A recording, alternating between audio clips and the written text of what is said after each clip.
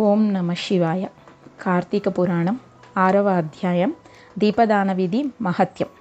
ఓ రాజశ్రేష్ఠుడా, ఏ మానవుడు కార్తీక మాసం నెల రోజులు పరమేశ్వరుని శ్రీ మహావిష్ణువుని పంచామృత స్నానం చేయించి కస్తూరి కలిపిన మంచి గంధం నీటితో భక్తిగా పూజించునో అట్టివానికి అశ్వమేధయాగం చేసినంత పుణ్యం దక్కును. అటులనే ఏ మానవుడు కార్తీక మాసమంతయు దేవాలయం నందు దీపారాధన చేయునో వానికి కైవల్యం ప్రాప్తించును. దీపదానం చేయుట ఎటులైనా పైడిపత్తి తానే స్వయంగా తీసి శుభ్రపరచి ఒత్తులను చేయవలెను.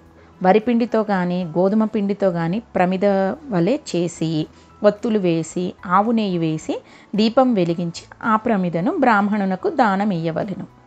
శక్తి కొలది దక్షిణ కూడా ఇవ్వవలెను. ఈ ప్రకారంగా కార్తీక మాసమందు ప్రతిదినం చేసి ఆఖరి రోజున వెండితో ప్రమిదను చేయించి బంగారంతో వత్తిని చేయించి ఆవు నెయ్యి నిండుగా పోసి వెనుక చేసిన ప్రకారముగా గోధుమ పిండితో ప్రమిదను చేసి ఆవు నెయ్యి పోసి దీపం వెలిగించి ఈ నెల రోజులు దానం చేసిన బ్రాహ్మణునకు ఇది కూడా దానమిచ్చిన ఎడల సకలైశ్వర్యములు కలుగుటయే గాక మోక్షప్రాప్తి కలుగును. దీపదానం చేయువారు ఇట్లు వచించవలెను. సర్వజ్ఞానప్రదం దివ్యం సర్వసంపత్సుఖవహం దీపదానం ప్రదస్యామి శాంతిరస్తు సదా మమ అని స్తోత్రం చేసి దీపదానం చేయవలెను. దీని అర్థమేమనగా, అన్ని విధములుగా జ్ఞానం కలుగచేయునదియు సకల సంపదలు నిచ్చునదియోగు ఈ దీపదానం చేయుచున్నాను, నాకు శాంతి కలుగుగాక అని అర్థం. ఈ విధముగా దీపదానం చేసిన తరువాత బ్రాహ్మణ సమారాధన చేయవలెను. శక్తి లేని ఎడల 10 మంది బ్రాహ్మణులకైనను భోజనమిడి దక్షిణ తాంబూలములు నివ్వవలెను. ఈ విధముగా పురుషులు గాని స్త్రీలు గాని ఏ ఒక్కరు చేసినను సిరి సంపదలు విద్యాభివృద్ధి ఆయుర్వృద్ధి కలిగి సుఖింతురు. దీని గురించి ఒక ఇతిహాసం కలదు, దానిని వివరించేదను, ఆలకింపుమని వశిష్ఠుడు జనకునితో ఇట్లు చెప్పసాగెను. లుబ్ధ వితంతువు స్వర్గమునకేగుట.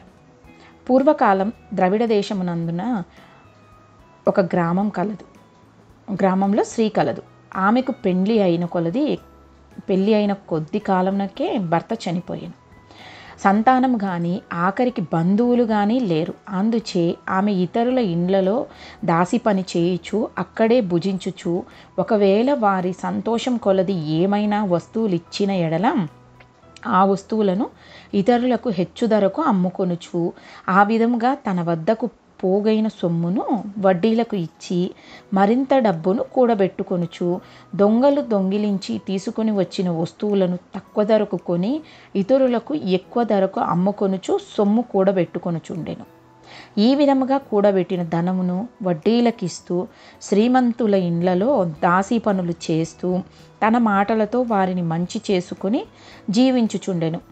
ఎంత సంపాదించిననేమి ఆ ఒక్క దినము కూడా ఉపవాసమును గాని దేవుని మనసారా ధ్యానించుట గాని చేసి ఎరుగదు. పైగా వ్రతములు చేసిన వారిని తీర్థయాత్రలకు వెళ్ళే వారిని చూచి అవహేళన చేసి ఏ ఒక్క భిక్షగానికిని పిడికెడు బియ్యం పెట్టక తాను తినక ధనమును కూడబెట్టుచుండేడిది.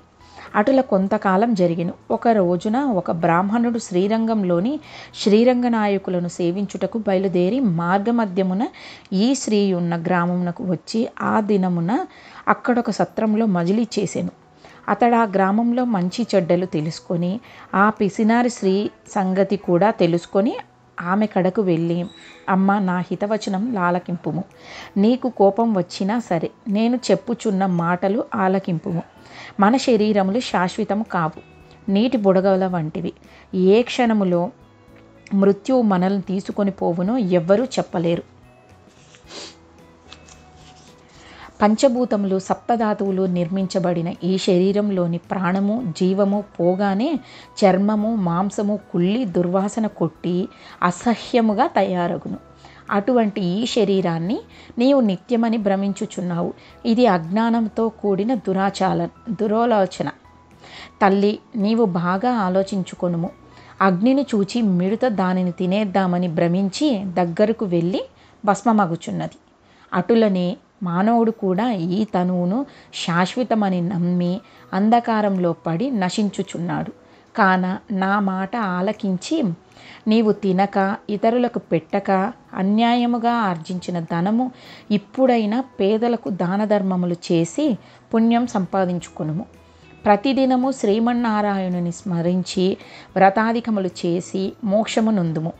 నీ పాప పరిహార్థముగా వచ్చి కార్తీక మాసం అంతయు ప్రాతకాలమున నదీ స్నానమాచరించి దానధర్మములు చేసి బ్రాహ్మణులకు భోజనం పెట్టినచో వచ్చే జన్మలో నీవు పుణ్యవతివై సకల సౌభాగ్యములు పొందగలవని ఉపదేశమిచ్చెను.